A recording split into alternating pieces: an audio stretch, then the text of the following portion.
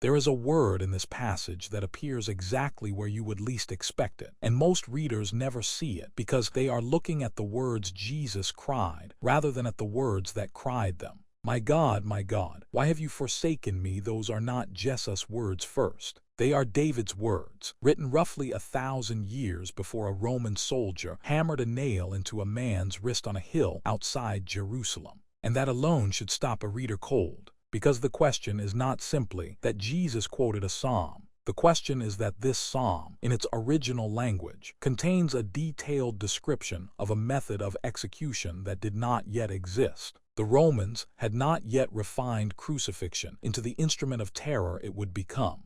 The Persians had used impalement, yes, but the specific horror of nailing a man's hands and feet to a wooden cross, exposing him naked to public view, letting his own weight slowly suffocate him, that was not yet part of the world David lived in. And yet here it is, the bones out of joint, the tongue stuck to the jaws, the hands and the feet pierced, the garments divided and gambled over. The detail is so specific that if you did not know the psalm was written in the 10th century before Christ, you would swear it was an eyewitness account. A reader has to stop and ask, how does a man writing in a time before crucifixion describe crucifixion in vivid physical detail? The question is not small. It is not a curiosity of textual history.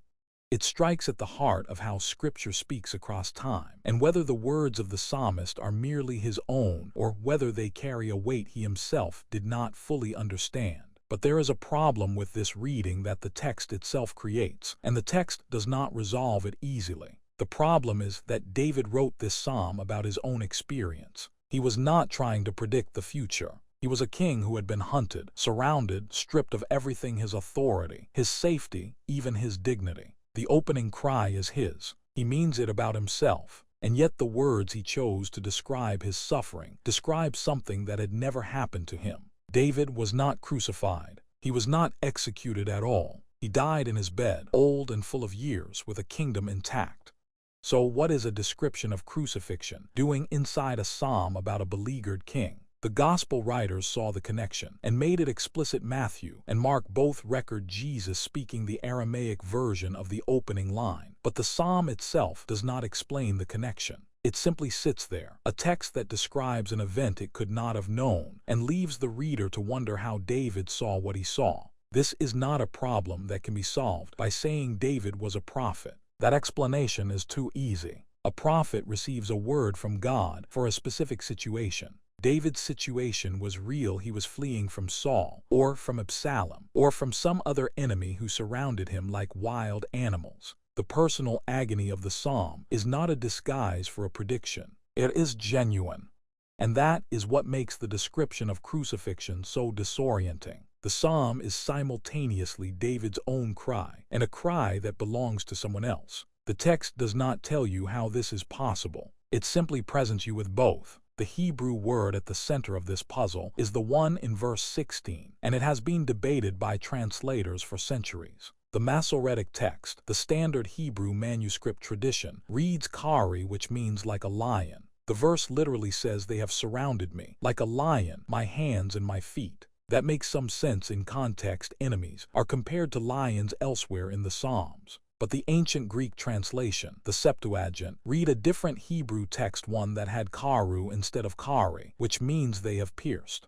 So the Greek version says, "They pierced my hands and my feet." That is the text the New Testament writers knew, because the Septuagint was the Bible of the early church. And when the Gospel writers read this psalm, they were reading a text that said, explicitly and in writing, that the sufferer's hands and feet had been pierced. That is not a poetic image. That is a medical description of crucifixion, written in a language and a century that had no word for crucifixion because it was not yet a practice. The word itself is doing theological work far beyond what a translator's note can convey. It is not simply a disagreement between manuscripts.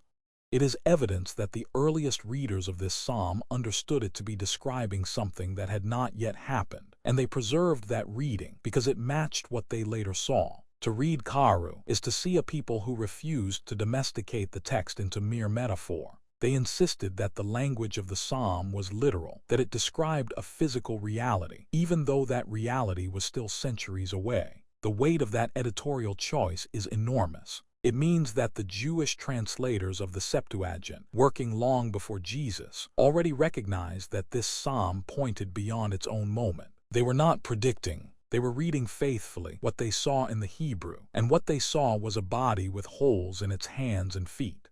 A reader today who has never felt their own body betray them, who has never lain in a hospital bed with machines keeping them alive, who has never watched their own hands tremble and wondered if they would ever work again, that reader might miss why this specificity matters. But the person who has watched their own flesh become a source of pain rather than a source of agency will understand immediately. The psalm is not speaking in generalities about suffering. It is speaking about the loss of bodily control. Bones out of joint do not cooperate. A tongue stuck to the jaws cannot form words. A body that is poured out like water has no strength left to fight. The psalmist knew that suffering is not abstract. It is physical, humiliating, and public.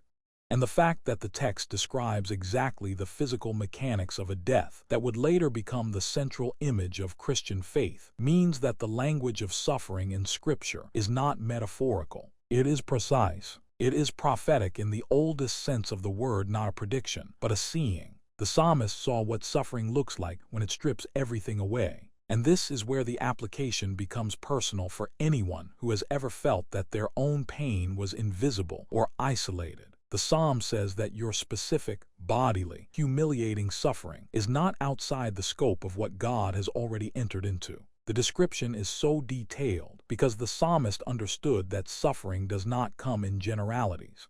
It comes with a specific ache in a specific joint, a specific thirst that cannot be quenched, a specific crowd that will not look away. If the psalm had only said, "I am suffering," it would be less true. It says the bones are out of joint because that is what suffering actually feels like. And yet the psalm does not end there. It does not stay in the darkness. It shifts. And that shift is where most readers stop paying attention because they think they already know the answer. They assume that the psalm moves from lament to praise because God answered David's prayer. But the text does not say that. There is no narrative bridge, no explanation of what changed. One moment the psalmist is surrounded by bulls of Bashan and dogs and evildoers, and the next moment he is declaring God's name to his brothers. The transition is abrupt. It is almost jarring. And it is exactly the same abruptness that the reader experiences when they move from the crucifixion to the resurrection in the Gospels. Between the cry of dereliction and the empty tomb, there is nothing, no explanation, no smooth theological transition, just a gap that the text refuses to fill. That gap is where the real weight of the psalm lies. The question is not whether God answered the question, is how the psalmist could possibly have moved from the first verse to the 22nd verse without being given a reason. That is the tension that part 1 leaves unresolved. The psalmist does not explain his own transition. He does not say, "And then God healed me." He does not say, "And then the enemies fled." He simply begins to praise. The reader is left sitting in the gap, wondering what happened in the silence between the two halves of the psalm. And that is exactly where the New Testament will later place the cross and the resurrection, not as an explanation, but as the event that makes the transition possible. The gap between verse 21 and verse 22 is the most important silence in the psalm, and it is the same silence that sits between the crucifixion and the resurrection in the Gospels. The psalmist does not tell you what happened in that gap. He does not say that an angel appeared, or that the enemies fled, or that his bones suddenly snapped back into place. He simply says, "In verse 21, you have answered me." And then he begins to praise. The Hebrew word for answered here is anna, and it carries a weight that most English translations cannot fully convey. Anna does not mean that God gave a verbal reply. It does not mean that God explained why the suffering was happening. The root of anna is rich with connotations of being occupied with something, of being involved in it, of sharing in the reality of it. When the psalmist says, "You have answered me," he is saying that God was present in the affliction, not that God removed it or explained it, but that God occupied the same space. That is the answer. The answer is not a reason. The answer is a presence. This changes everything about how the reader understands the psalm. The assumption most people bring to this text is that the shift from lament to praise happens because God fixed the problem. The enemies are gone, the suffering is over, the psalmist is healed. But the text does not say any of that. What it says is that God did not hide his face from the afflicted, and that when the afflicted cried out, God heard. That is the entire content of the pivot. Not deliverance, not explanation, hearing, presence. And that is enough for the psalmist to move from the depths to the heights without any visible change in his circumstances. The application for the present-day reader is immediate and uncomfortable, because the question this psalm forces is not, will God take away my pain? The question is the presence of God in my pain enough to sustain me? The psalmist says yes. He does not say that the pain stopped. He does not say that he understood why it happened. He says that God heard him, and that hearing was the bridge from despair to praise. The New Testament writers understood this. They did not simply take the first line of Psalm 22 and paste it onto the cross. They read the entire psalm through the event they had witnessed. When Matthew and Mark record Jesus crying out the opening words, they are not telling us that Jesus was quoting a proof text. They are telling us that Jesus was praying the whole psalm, including the second half. The cry of dereliction is not the end of the prayer. It is the beginning of a prayer that moves through the gap and into the declaration that God has not hidden his face. The gospel writers are not trying to show that Jesus was abandoned. They are trying to show that Jesus prayed the psalm of the one who was abandoned and then was heard. The cross is not the place where God turned away. It is the place where God entered the forsakenness so completely that the forsaken one could say, "You have answered me from the midst of it." That is a different theology than the one most Christians carry. It is not a theology of substitution, where the Father punishes the Son in our place. It is a theology of solidarity, where the Son enters the full weight of human abandonment, and from inside it trusts that the Father is present. The cultural context of how the early church read this psalm reinforces this point.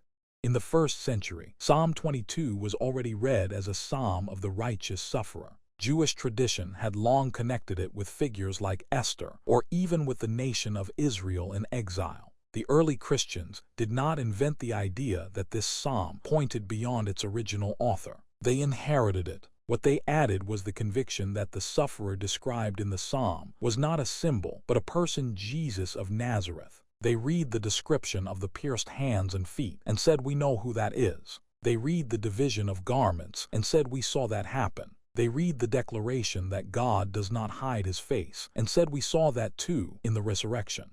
And they read the psalm's ending, "Posterity will serve him. It will be told of the Lord to the coming generation." And they saw the mission of the church. The psalm became a map of the Passion and its aftermath, not because David had a vision of the future, but because the same God who was present in David's suffering was present in Jesus' suffering, and the shape of that presence was the same. There is a word in the second half of the psalm that deserves attention, because it shows what the psalmist expected from God and what the New Testament confirms. In verse 24, the psalmist says that God did not hide his face from him, but heard when he cried. The word for hid is the Hebrew alam, which literally means to conceal or to cover.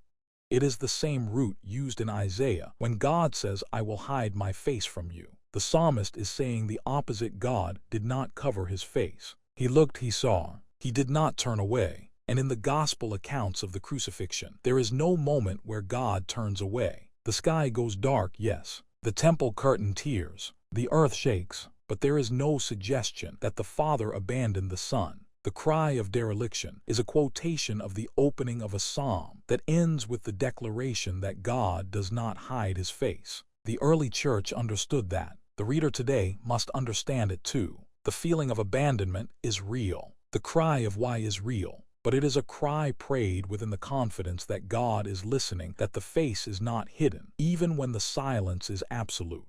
The application for the reader who has ever felt forsaken by God is not that the feeling is a lie. It is that the feeling is the beginning of a psalm, not the end of it. The psalmist does not deny the experience. He names it. He puts it into words. He does not pretend that everything is fine. He does not suppress the anger or the confusion. He pours it out. And then, without any visible change in his situation, he trusts that God has heard. That is not a natural response. It is not the default human reaction to suffering. It is a learned posture, a discipline of faith that has to be practiced. The psalm teaches that practice by giving the reader the words to say when there are no words. It teaches that lament is not a failure of faith, but an act of faith, because it addresses God as the one who can hear even when he seems absent. The final verses of the psalm stretch outward. They speak of all the ends of the earth remembering and turning to the Lord. They speak of the poor eating and being satisfied. They speak of a people, yet unborn, who will be told that the Lord has done it. The psalm ends not with the individual sufferer, but with the whole world. The one who cried out from the depths becomes the one through whom blessing flows to every nation. That is the arc of the entire biblical story, and it is the arc that the New Testament saw fulfilled in Jesus. The cross is the moment of deepest individual forsakenness. The resurrection is the moment when that forsakenness becomes the source of life for everyone. The psalm does not explain how that happens. It simply shows the pattern. The sufferer cries, God hears, and then the sufferer becomes the host at a feast where all are invited. This is the heaviest truth this passage produces. The pattern of the psalm is the pattern of the cross and the resurrection, not as a prediction and fulfillment in the sense of a fortune teller, but as a rhythm built into the fabric of how God works. The one who is forsaken is the one through whom God makes himself known. The one who cries out in the dark is the one who becomes the light for the nations. And the reader who sits in their own silence, wondering if God hears, is not waiting for an answer to come from outside the psalm. The answer is already inside it. The answer is the shape of the psalm itself, that the cry of abandonment is always followed by the declaration that God does not hide his face. That is the only explanation the psalm offers. It is not an explanation at all. It is a presence. And that presence is enough to turn the lament into praise, not because the suffering ends, but because the sufferer is no longer alone in it.